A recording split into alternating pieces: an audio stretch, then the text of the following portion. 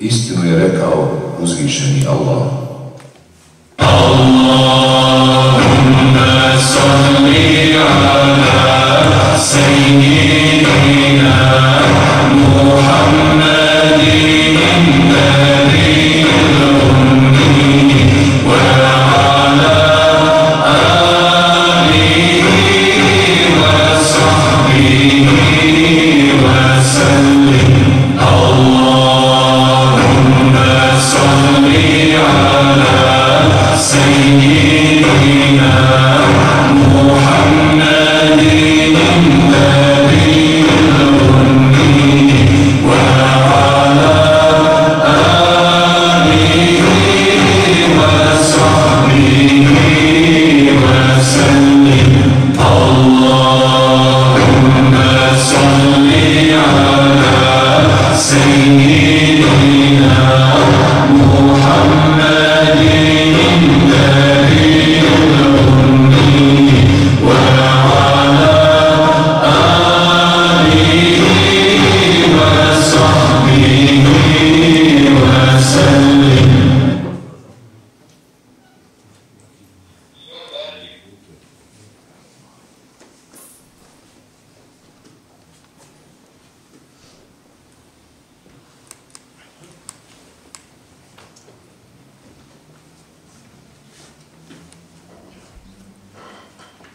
Ime mi je Ahmed Nurudin. Dali su mi ga i uzeo sam ponuđeno s ponosom. A sad mislim o njemu nakon dugog niza godina, što su prirasle uzame kao koža, s čuđenjem i ponekad s podsmijehom. Jer svjetlo vjere, to je oholost koju nisam ni osjećao, a sad je se pomalo i stidi. Kako sam ja svjetlo? Čime sam prosvjetljen? Znanjem, višom poukom, čistim srcem, pravim putem, nesumnjanjem. Sve je došlo u pitanje. I sad sam samo Ahmed, ni šejh, ni Nurudin. Sve spada s mene kao haljina i ostaje samo ono što je bilo prije. Gola koža i go čovjek. 40 mi je godina. Ružno doba. Čovjek je još mlad da ne bi imao želja, a suviše je star da ih ostvaruje. Rekoh čudnu riječ. Pobuna. Je li to samo riječ ili je misao? Ako je misao, onda je moja misao. Ili moja zabluda. Ako je zabluda, teško meni. A ako je istina, teško meni još više. Ali ja nemam drugog puta. Veliki Bože, što si me ostavio najvećoj ljudskoj muci? Da se zabavim o sebi. Ali više nema nazad.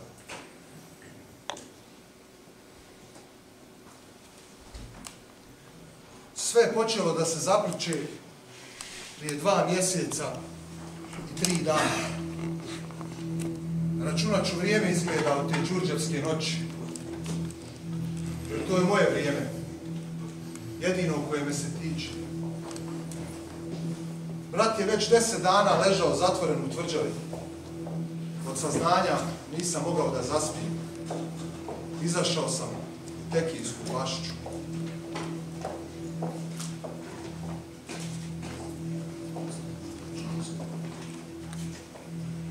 Treba da ideš. Kuda? Kuda ti je svejedno, kuda? Hvala ti što me nisi odao.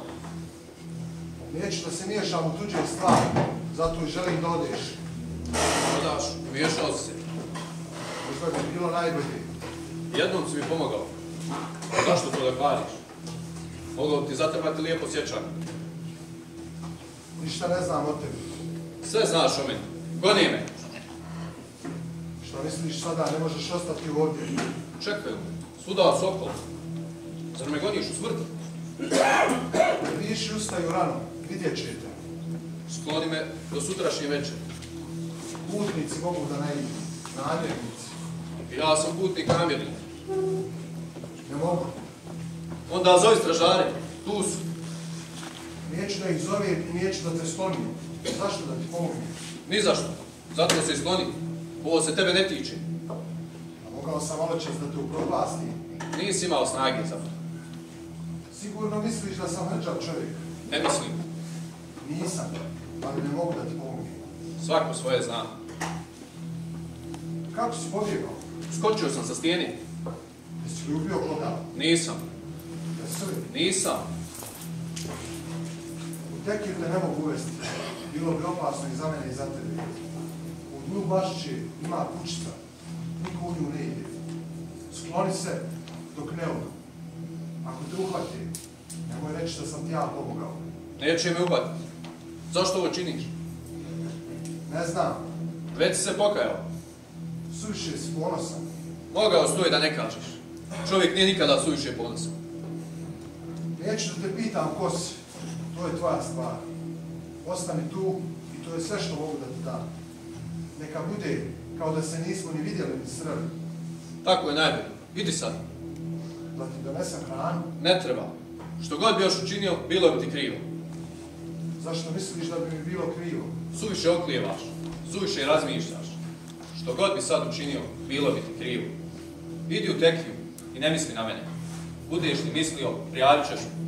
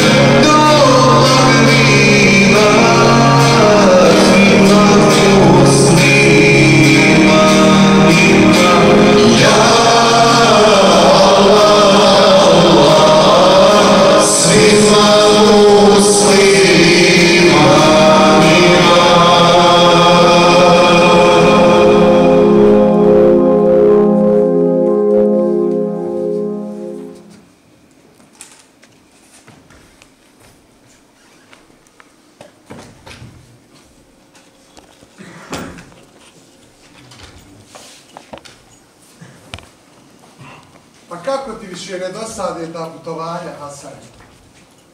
Pa to mi je posao da viš.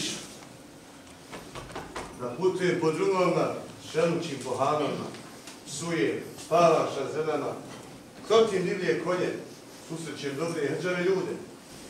Jesi zadovoljan svojim životom? Jesu. Nekad si drugačije mislio. Tačno da viš. Vjerovao sam u sve što i ti kao i ti. A onda mi je Talib Efendija rekao smijeti. Kada vidiš da mlad čovjek strebi u nebo, uhvati ga za nogu i svuci nazad. I svukao me nazad. Određen si da živiš ovdje. Izgrdio me. E pa živiš. I živiš što ljepše, ali tako da te ne bude stid.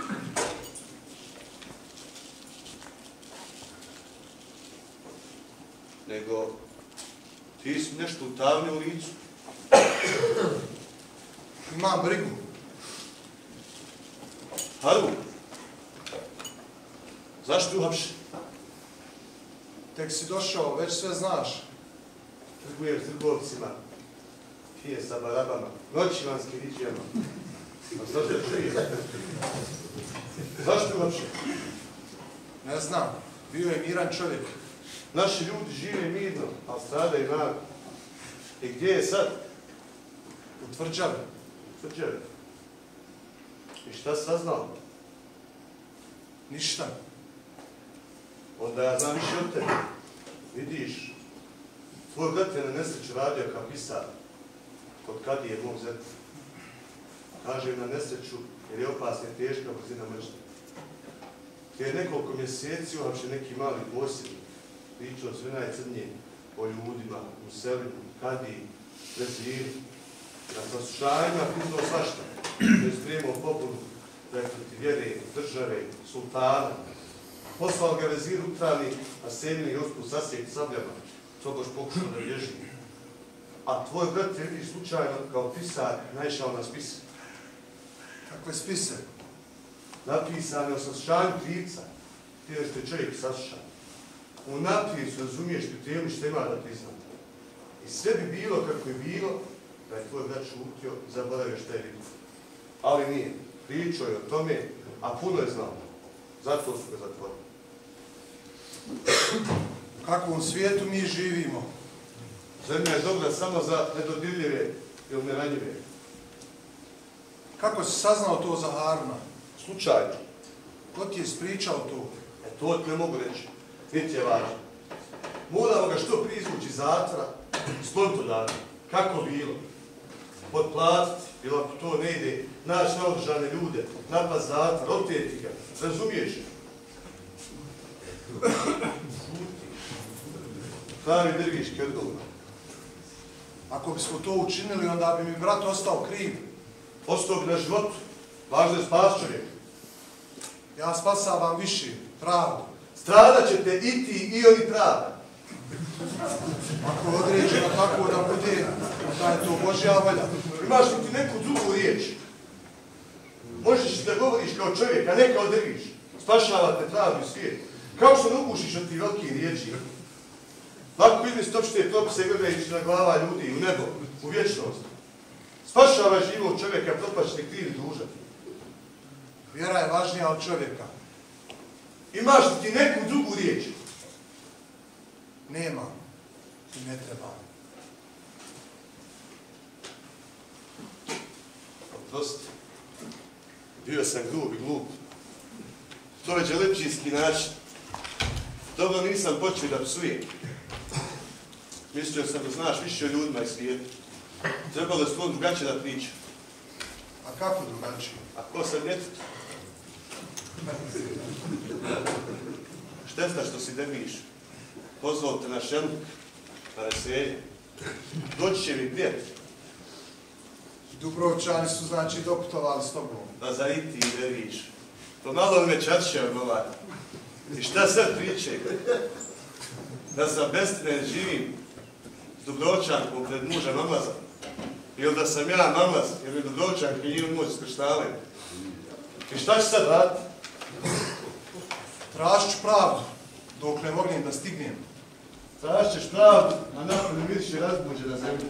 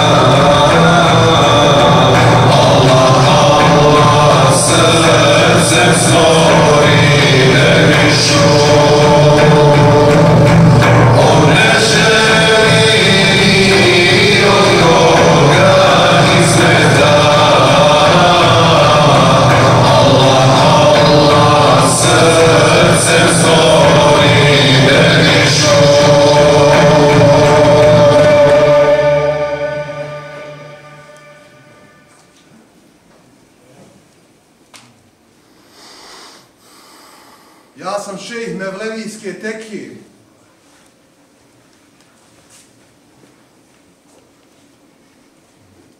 Došao sam da pitam za brata.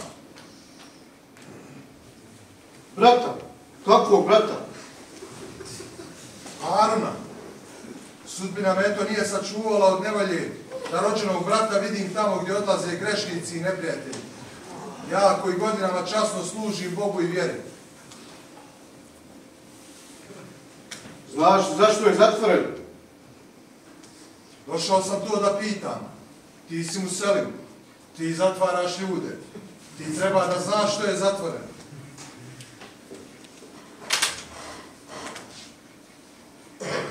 Eto, ne znaš li zašto je zatvoren da došao da moliš? Nisam došao da molim. Hoćeš da ga optužiš? Neću. Možeš da navedeš svjedoka protiv njega ili za njega? Da ukažeš na druge krivce, saučesnike? Ne mogu. Pa šta hoćeš? Šta hoću? Me u zločinu pitat za brata. To mi je dužnost i po Božjim i po ljudskim zakonima. Da smo postali životinje. Riječi su teške, dervišu. Ti braniš brata, ja branim zakon. Zakon je strog, ja mu služim.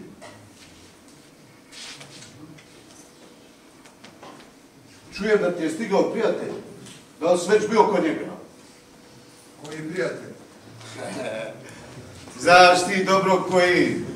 Hasan, Đelebđija. Zašto ne odeš kod Kadije? On je izdao nalog za zatvaranje tvojeg brata. On ga je zatvorio, on može da ga pusti. Razmisli malo. Mučni glavu, derviš, to ti je posao.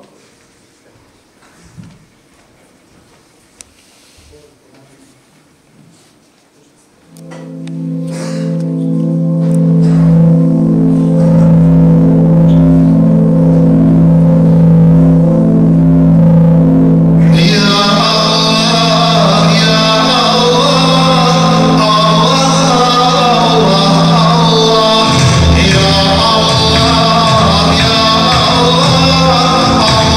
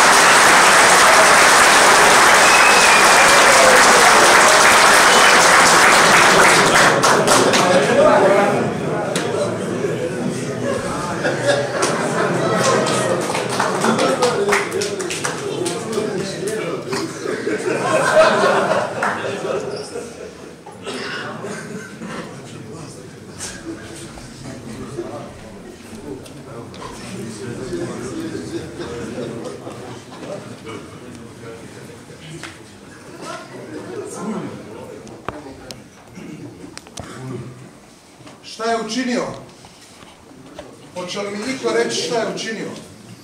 Koji vjeruju u Boga i u sudnji dan, ne drže prijateljstvo sa neprijateljima Allaha, makar to bili očevi njihovi ili braća. Došao sam da mi se otvoreno kaže, Kadio. Okolo su zemljom hodili i ružne spletke pleli. O kome ti to govoriš?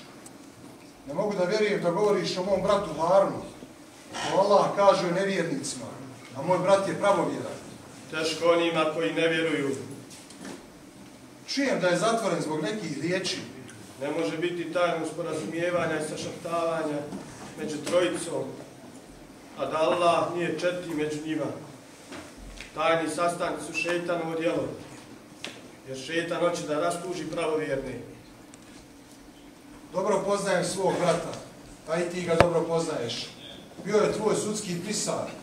On nije mogao Ne budi da... pomagači zaleđa nevjernima. Brat mi je za Boga. Ako su vam vaši očevi, vaši sinovi, vaša braća, vaše žene, milije od Allaha, od njegova poslanika i borbe na njegovu putu, ne očekujte milost Božiju. Govoriš, ali samo Kur'anom, Kadio. Govoriš u takvoj znavki ili da mi se rugaš. Kur'an je moj koliko i tvoj. A Kur'an kaže i ovo. O pravovjerni, klonite se sumnjičenja i klevetanja. Pored istine postoji i zabluda. Nisu za grešnicima plakali, ni nebo, ni zemlja.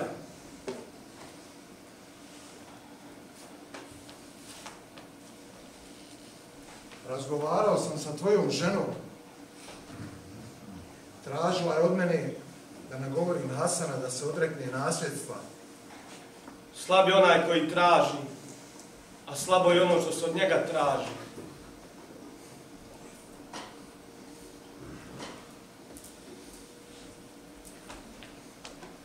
Porazgovara smo mi. Pa svrati, opet. Ne viđamo se često. Ahmede Nurudine.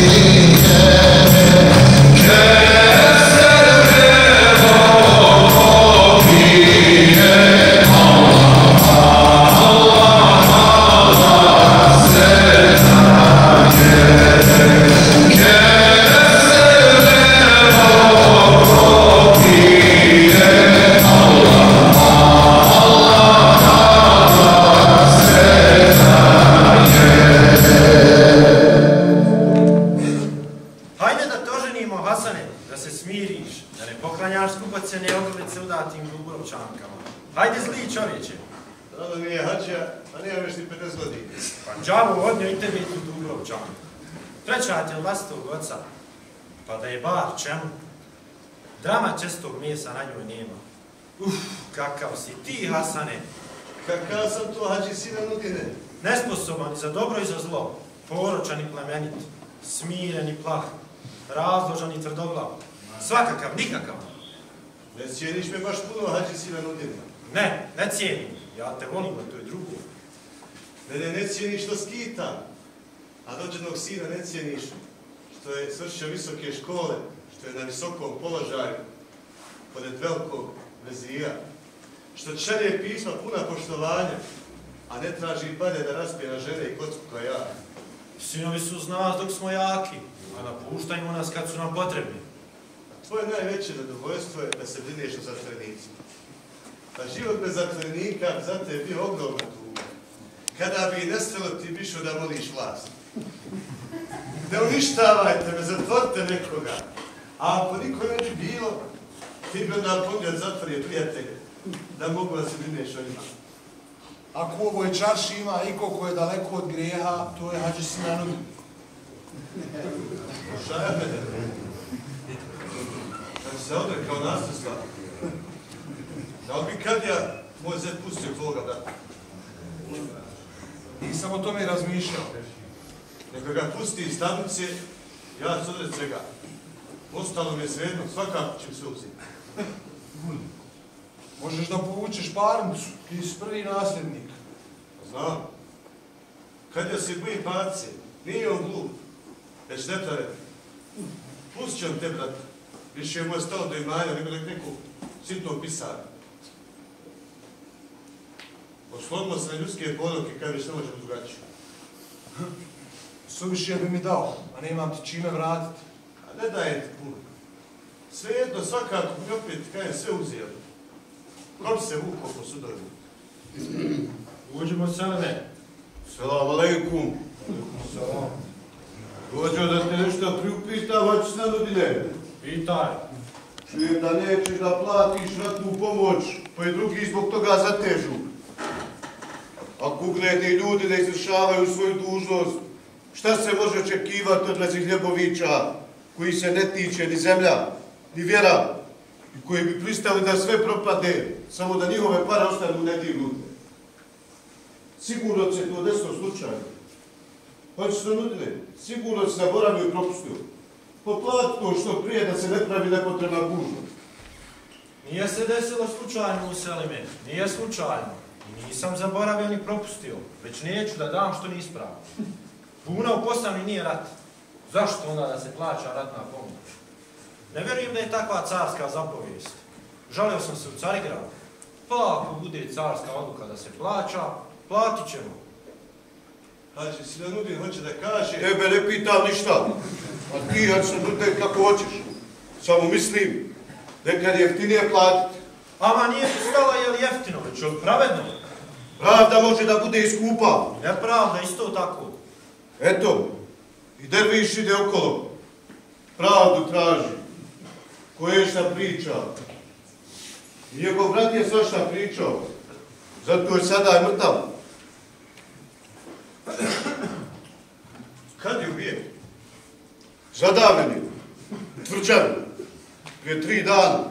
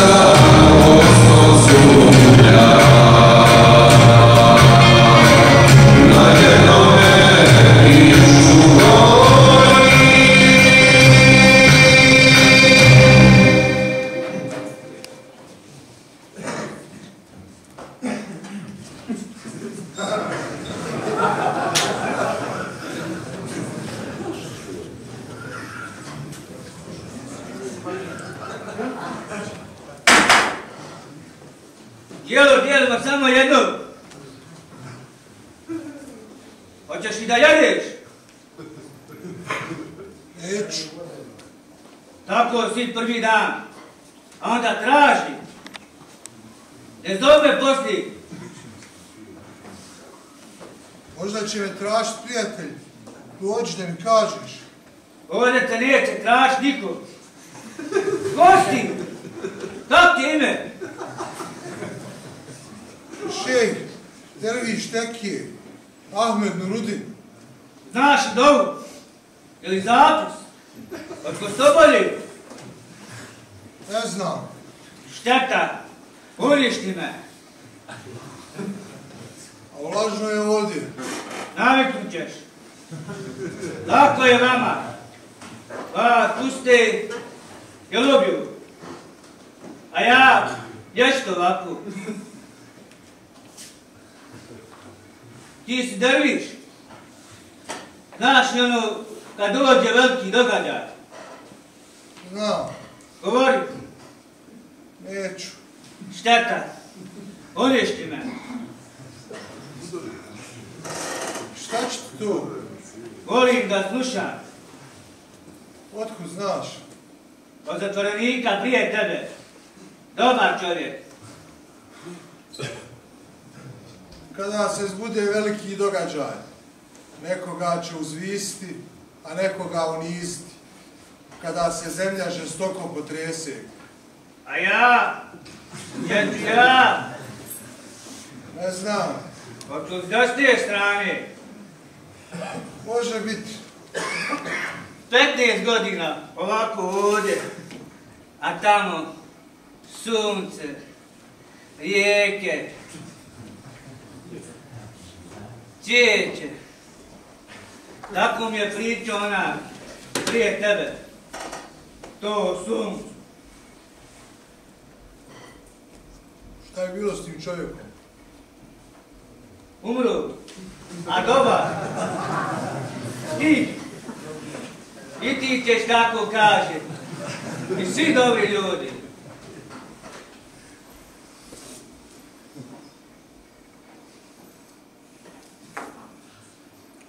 Kako je umro? Teško. Duša mi je htjela da izađe. Bio sam ja tamo. Pomogao. Čemu si pomogao? Udavljenje. Ti si pomogao da ga udave. Otimao se. Nije ti bilo žao? Žao! Dok sunca što govorio. Kako se je zvao taj čovjek? Da nije Harun slučajno. Ne znam. Tako neka.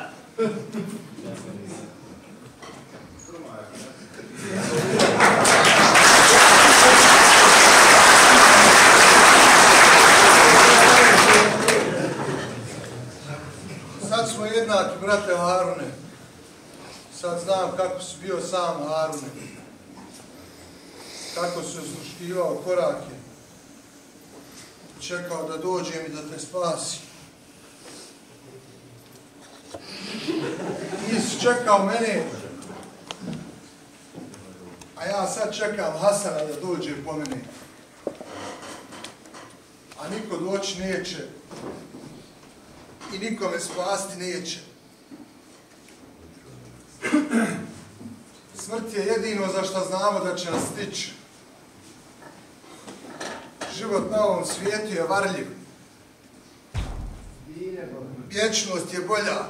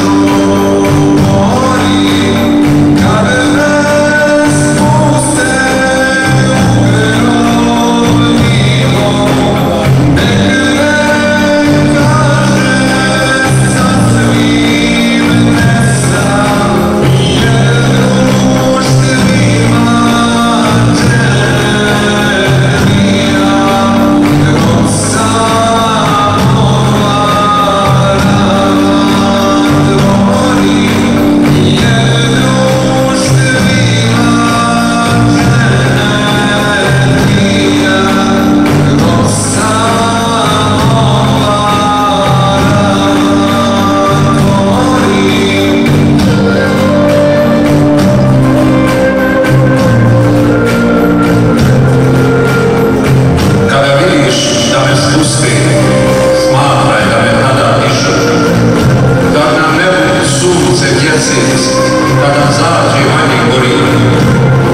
I se misliš da je sutom? Ne, svitanje to je pravo, jer spuštanjem tijela u grob radi se po duše zorja. Koje sjeme ne proklija kad ga zemlja puse primi, pa kakvo proživljenje da mi dušu sumnja mori.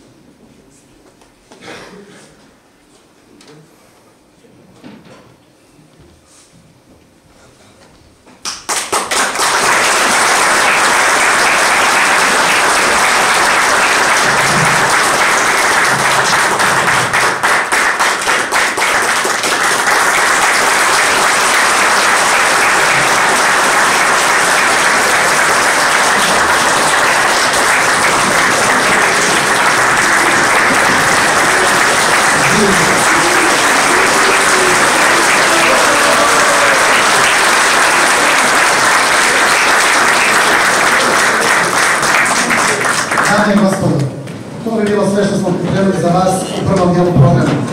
Hvala vam što ste svojim prisustvom uljepšali i uveličali ovu svečanost. Nadam se da vam se dopala i da ste zaista uživali.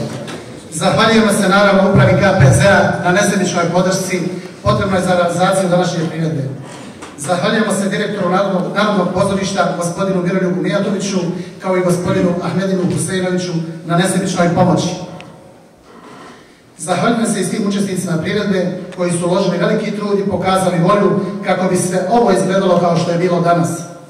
Svakako, onima kojima je danas blagdan, u ime svih učesnika želim da čestitam Bajram, poželim dobro zdravlje vama i vašim porodicama i da vam bajramski blagdani proteknu u rahatluku i veselju.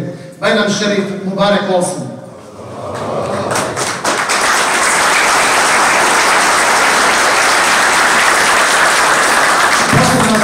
Pripada čovjeku koji je veliki krivac za sve ovo što vidite, ali i što ne vidite. Čovjeku koji ima kreativne ideje, ali i znanje i sposobnost da ih realizuje i da ovu pozornicu učini upravo ovako. On je šef orkestra, gospodin Damir Crnjani.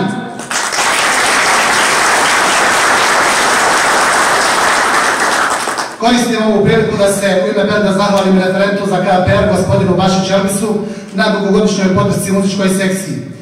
Veliku zahvalnost dugujemo čovjeku koji je svojim angažmanom dao neizmjeran doprinos u organizaciji i realizaciji današnje priredbe, u koju je utkao svoje iskustvo i mudrost, čovjeku koji u sebi nosi ogromnu energiju, iako sa sutrašnjim danom postaje penzioner, a to je gospodin Amir Helida.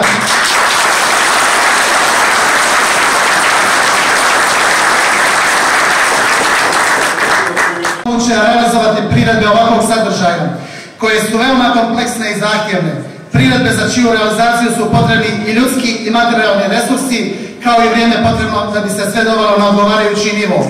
Pozivam direktora zavoda, gospodina Režu Kahrića, da nam se pridruži na pozornici i svojim obraćanjem dodatno uvedite današnji poziv.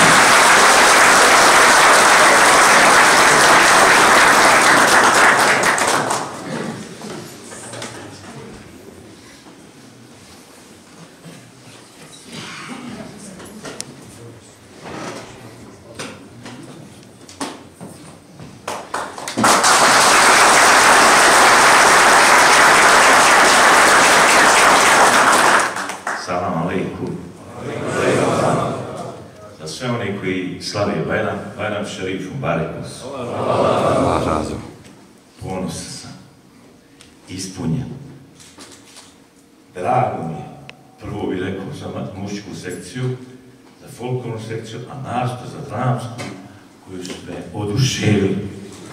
Svaka vam čast i ovo što sam doživio, znači počet od Dana državnosti, počet od Dana nezavisnosti, u aprilu što smo, evo, emotivno govorim, tako me evo dotaklo i svaka vam čast, evo, prekidam jer toliko se osjećam ponosan. Ponosan zato što sam ovo danas doživio.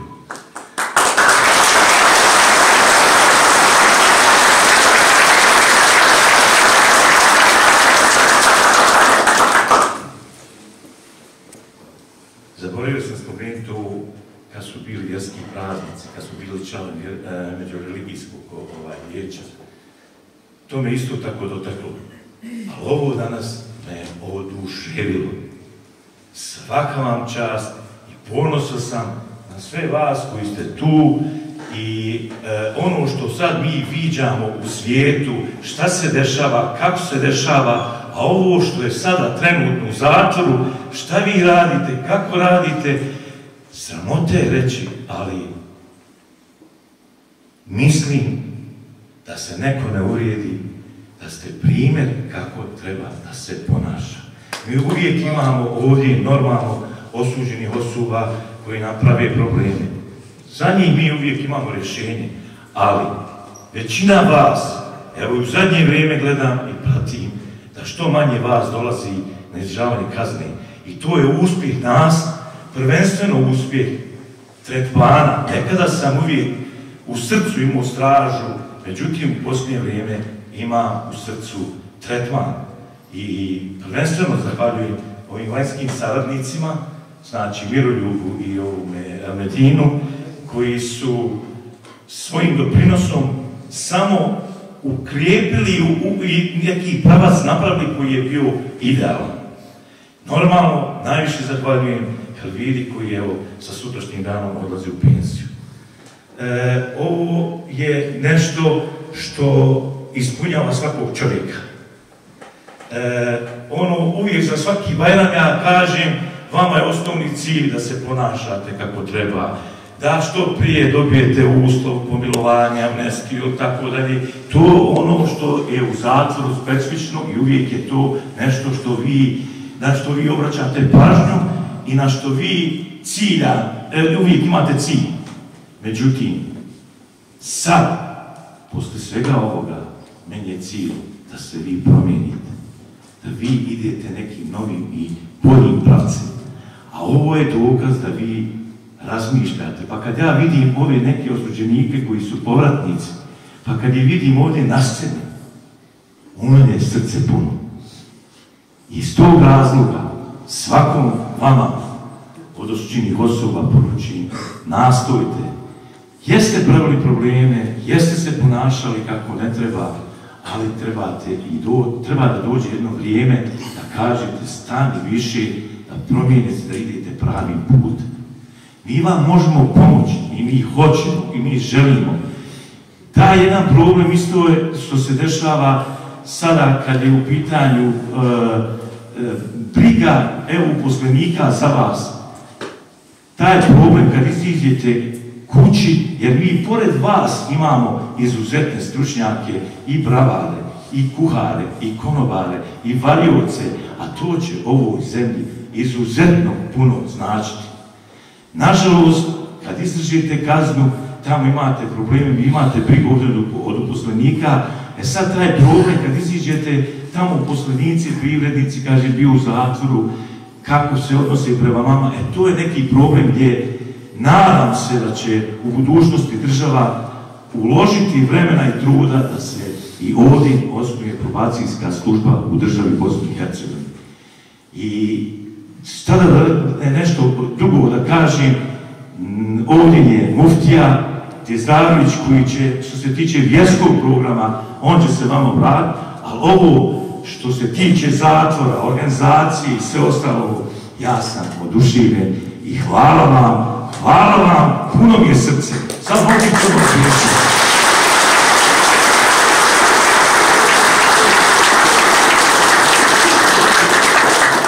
Hvala direktoru. I na samom kraju pozivam muftiju Zeničkog, hafiza doktora Nebudina i Efendiju Tjezdarovića da nam se obrati. Bujru uvaženi muftiju.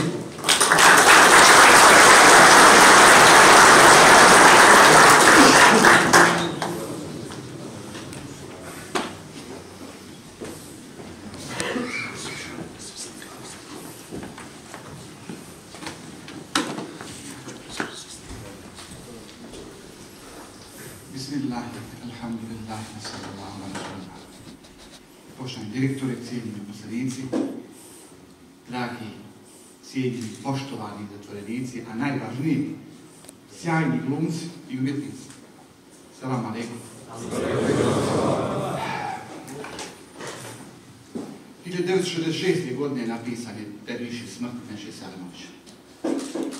Iste godine je napisan i objavljen Kameni spavač od medalije Makar Dizdar. Ta godina je u kulturnoj historiji Bosne i Hercegovine možda najznačajnija godina jer su producirana dva napisana i objavljena dva najznačajnija djela bosansko-hercegovačke književnosti. Ta dva djela, osobito Ahmed Nurudin Meše Selimovića, dosta puta na mnogo mjesta su prikazivane i gledao sam, da budem iskren u svom životu, i u Sarajevu i u Zenici mnogi predstave, ali predstava koja je, rekao bih, na mene ostavila možda po najviše traga je upravo ova. Upravo ova zbog toga što su je napravili ljudi koji nemaju profesionalno iskustvo u glumi, ljudi koji nemaju toliko značajan reference u tom pogledu, ali su pokazali zaista izuzetan talenat, vrijednost, upornost i ova ukupna kombinacija sa ovim kasidama, sa svim ovim ambijentom je zaista na mene proizvela zaista veliki utjecaj, veliki utisak, a upravo to je smisao predstave. Smisao umjetnosti jeste da ostavi pečat na čovjeku. To je ona katarza koju je govorio Aristotel. Dakle, cilj umjetnosti jeste da dotakne čovjeka, da potakne čovjeka na razmišljanje i da kod čovjeka proizvede osjećaj za lijepo. A sjetite se, poslanik je rekao, Allah je lijep i voli ljepotu. Allah je lijep i voli ljepotu, dakle jedno od njegovih imena je ljepota. I onaj čovjek ko u sebi ima osjećaj za lijepo, taj čovjek je sigurno i plemenit, i dobar, i valjan, bez obzira na životna iskušenja koja su ga slamala, bez obzira na vjetrove koji su ga nosili lijevo i desno. Jedan veliki čovjek, možda jedan najveći pjesnika u Bosni i Hercegovini, Musa Čazim Čatić, on je svašta u životu predelio. Prošao je velike muslimanske škole, bio je vrhunski alim, sjajan pjesnik, sveštenik medresa, tako dalje. Odlične studije pisao, ali u jednom momentu, što bi rekao narod, zglajio. Postao alkoholičar. Alkoholičar do te mjere da je, dakle, nije se vjerni. I dalje se bavio naukom, pisao, dakle, ali nije se mogao potarisati tog grijeha. Grijeh je teška stvar. I nije se lahko odviknuti od takvih stvari. Poznata je njegov događaj kada se, nakon kafanske noći, koji je proveo sa svojim babama, bekrijama u kafani, vraćao u kući, i svalio u jarak, ne svojom voljom, nego nevoljom, i njegov muderis iz medrese koji je poučavao ga, koji ga je učio svemu dinu, vjeri, poštenju, učenosti, u svom jarku ugledao svog učenika. Ne svakog učenika, nego najboljeg učenika, koji je prljav, znači nikakav. I on ga počeo ružiti. Pa dragi moj muderise, dragi moj Musa, zašto si takav, zašto se ne odrekneš, ne kutačeš do grijeha? Pa niko te tako nije učio, niko te tome nije poučavao, niko te tako nije upućivao. A on ustaje, streza sa sebe onaj eksinu i govori, moj muderise, koga Bog uputi, on je takav ko ti. A koga ti uputiš, on je vaki ko ja. Zaista je htio kazati, iznao jednu fundamentalnu istinu, da dragi Bog upućuje na pravi put, ni ja, ni ti, ni bilo ko treći. Ali on je ispio jednu sjajnu pjesmu, jednu od meni, kod mom srcu, jednu najdražih pjesama, koja se zove Teube i Nesuh. Iskreno pokajanje. Iskreno pokajanje. Dakle, govorimo o čovjeku koji je vjernik i koji zna šta je dobro, a ne može da se kutariše grijeha. Nije to lako. To je drama u čovjeku koju čovjek nosi sa sobom.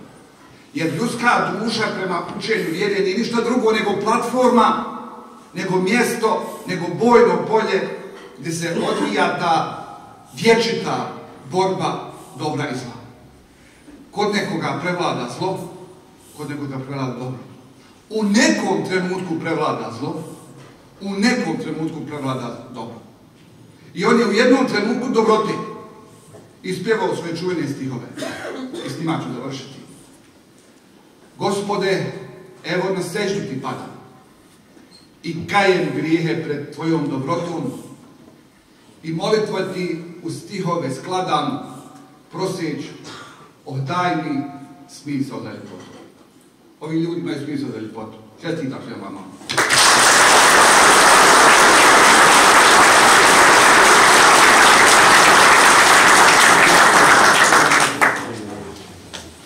Ovdje je naš program završen. Hvala.